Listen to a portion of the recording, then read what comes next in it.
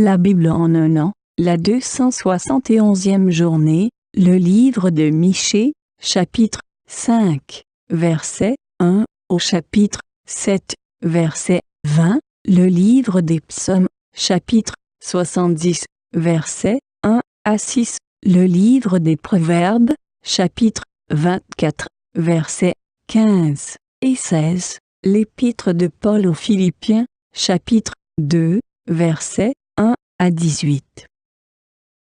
Le livre de Michée, chapitre 5. Et toi, Bethléem, Ephrata, qui es petite parmi les villes de Juda, de toi sortira pour moi celui qui dominera sur Israël, et dont l'origine remonte loin dans le passé, à l'éternité. C'est pourquoi il livrera son peuple jusqu'au moment où accouchera celle qu'il va accoucher, et le reste de ses frères reviendra auprès des Israélites. Il se présentera et les conduira avec la force de l'Éternel, avec la majesté du nom de l'Éternel, son Dieu, et ils auront une habitation assurée, car sa grandeur sera reconnue jusqu'aux extrémités de la terre. C'est lui qui ramènera la paix. Lorsque l'Assyrien viendra dans notre pays et qu'il pénétrera dans nos palais, nous enverrons contre lui 7 bergers et 8 princes du peuple. Ils conduiront avec l'épée le pays d'Assyrie et le pays de Nimrod à l'intérieur de ses portes, et nous délivrera ainsi de l'Assyrien lorsqu'il viendra dans notre pays et qu'il pénétrera sur notre territoire. Le reste de Jacob sera au milieu des peuples nombreux, pareil à une rosée qui vient de l'Éternel, pareil à des gouttes d'eau sur l'herbe. Elles ne comptent pas sur l'homme, elles ne dépendent pas des humains. Le reste de Jacob sera parmi les nations, au milieu des peuples nombreux, pareil à un lion parmi les bêtes de la forêt, pareil à un lionceau parmi les troupeaux de brebis. Lorsqu'il passe, il piétine et déchire 100 personnes pour délivrer ses victimes. Que ta main se lève sur tes adversaires et que tous tes ennemis soient supprimés. Ce jour-là, déclare l'Éternel, je supprimerai du milieu de toi tes chevaux, et je détruirai tes chars. Je supprimerai les villes de ton pays, et je renverserai toutes tes forteresses. Je supprimerai de chez toi la magie, et tu n'auras plus de devin. Je supprimerai du milieu de toi tes idoles et tes statues, et tu ne te prosterneras plus devant ce que tes mains ont fabriqué. J'arracherai du milieu de toi tes poteaux sacrés, et je détruirai tes villes. J'exercerai ma vengeance avec colère, avec fureur, contre les nations qui n'ont pas écouté. Le livre de Michée, chapitre 6. Écoutez donc ce que dit l'Éternel. Lève-toi, plaide devant les montagnes, et que les collines entendent ta voix.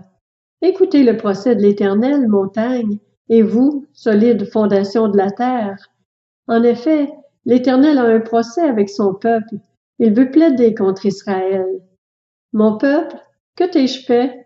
En quoi t'ai-je fatigué? Réponds-moi. En effet, je t'ai fait sortir d'Égypte, je t'ai délivré de la maison d'esclavage, et j'ai envoyé devant toi Moïse, Aaron et Myriam. Mon peuple, rappelle-toi ce que projetait Balak, roi de Moab, et ce que lui a répondu Balaam, fils de Béor. Rappelle-toi le chemin de Sittim à Gilgal, afin de reconnaître les bienfaits de l'Éternel. Avec quoi me présenterai-je devant l'Éternel pour m'humilier devant le Dieu Très-Haut? Me présenterai-je avec des holocaustes, avec des veaux d'un an? L'Éternel acceptera-t-il des milliers de béliers, des quantités de torrents d'huile? Donnerai-je mon fils aîné pour ma révolte, mon enfant pour mon propre péché? On t'a fait connaître, homme, ce qui est bien, et ce que l'Éternel demande de toi, c'est que tu mettes en pratique le droit, que tu aimes la bonté et que tu marches humblement avec ton Dieu. L'Éternel interpelle la ville, et celui qui est sage craindra ton nom. Écoutez la menace, et celui qui l'envoie. Y a-t-il encore dans la maison du méchant des trésors mal acquis, et une mesure trop petite et maudite? Est-on pur avec des balances fausses et avec de faux poids dans le sac? Ces riches sont pleins de violence, ces habitants profèrent le mensonge, et leur langue n'est que tromperie dans leur bouche. C'est pourquoi je te frapperai par la souffrance, je te dévasterai à cause de tes péchés. Tu mangeras sans te rassasier, et la faim régnera chez toi. Tu feras des réserves, mais tu ne les sauveras pas, et ce que tu sauveras, je le livrerai à l'épée. Tu sèmeras, mais tu ne moissonneras pas. Tu presseras l'olive, mais tu ne te parfumeras pas d'huile. Tu feras couler le jus de raisin, mais tu ne boiras pas de vin.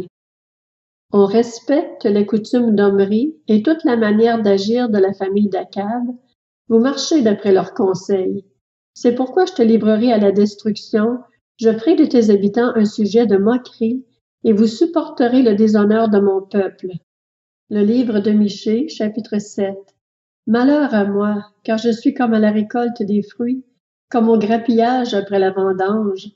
Il n'y a pas de grappe à manger, pas une de ces figues précoces que je désire. L'homme de bien a disparu du pays, et il n'y a plus de juste parmi les hommes. Ils sont tous en embuscade pour verser le sang. Chacun tente un piège à son frère. Leurs mains sont habiles à faire le mal. Le prince a des exigences. Le juge réclame un salaire. Le grand exprime ses désirs, et ils font ainsi cause commune. Le meilleur parmi eux est pareil à une ronce. Le plus droit est pire qu'un buisson d'épines. Le jour annoncé par tes prophètes, le jour de ta punition approche. C'est alors qu'ils seront consternés. Ne crois pas un ami, ne te fie pas à un intime. Devant celle qui repose sur ta poitrine, garde-toi bien d'ouvrir la bouche. Car le fils méprise le père, la fille se soulève contre sa mère, la belle-fille contre sa belle-mère. Chacun a pour ennemi les membres de sa famille. Mais moi, je regarderai vers l'Éternel, je mettrai mon espérance dans le Dieu de mon salut, mon Dieu m'exaucera. Ne te réjouis pas à mon sujet, mon ennemi, car si je suis tombé, je me relèverai. Si je suis assise dans les ténèbres, l'Éternel sera ma lumière. Je supporterai la colère de l'Éternel, puisque j'ai péché contre lui, jusqu'à ce qu'il défende ma cause et me fasse droit. Il me conduira à la lumière, et je contemplerai sa justice. Mon ennemi le verra et sera couverte de honte.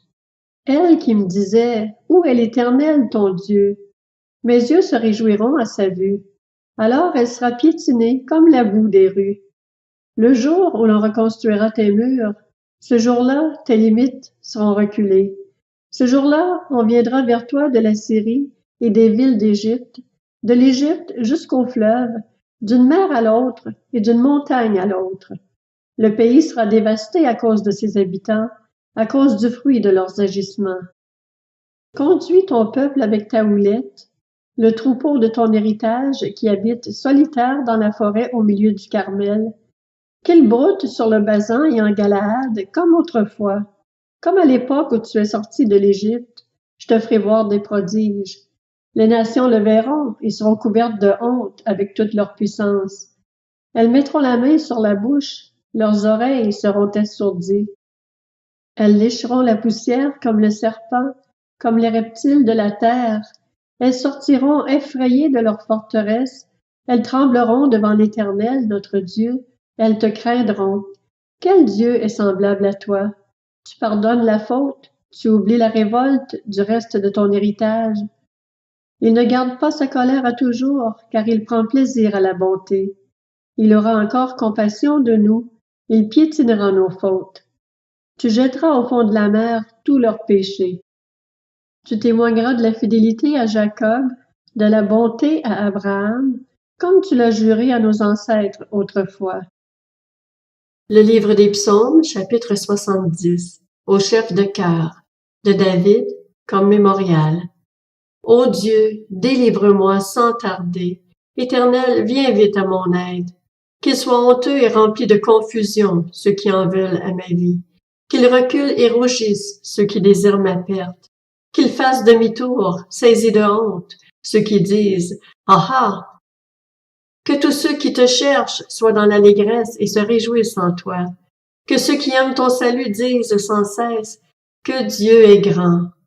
Moi, je suis malheureux et pauvre. Ô Dieu, viens vite à mon secours. Tu es mon aide et mon libérateur. Éternel, ne tarde pas. Le livre des Proverbes, chapitre 24. Ne te tiens pas comme le méchant en embuscade devant le domaine du juste. Ne dévaste pas son habitation. En effet, 7 fois le juste tombe, mais il se relève. Quand les méchants trébuchent, en revanche, ils sont précipités dans le malheur. L'Épître aux Philippiens, chapitre 2. S'il y a donc de l'encouragement en Christ, s'il y a de la consolation dans l'amour, s'il y a une communion de l'esprit, s'il y a de la tendresse et de la compassion, rendez ma joie parfaite en vivant en plein accord. Ayez un même amour, un même cœur, une unité de pensée. Ne faites rien par esprit de rivalité ou par désir d'une gloire sans valeur, mais avec humilité considérez les autres comme supérieurs à vous-même. Que chacun de vous, au lieu de regarder à ses propres intérêts, regarde aussi à ceux des autres. Que votre attitude soit identique à celle de Jésus-Christ.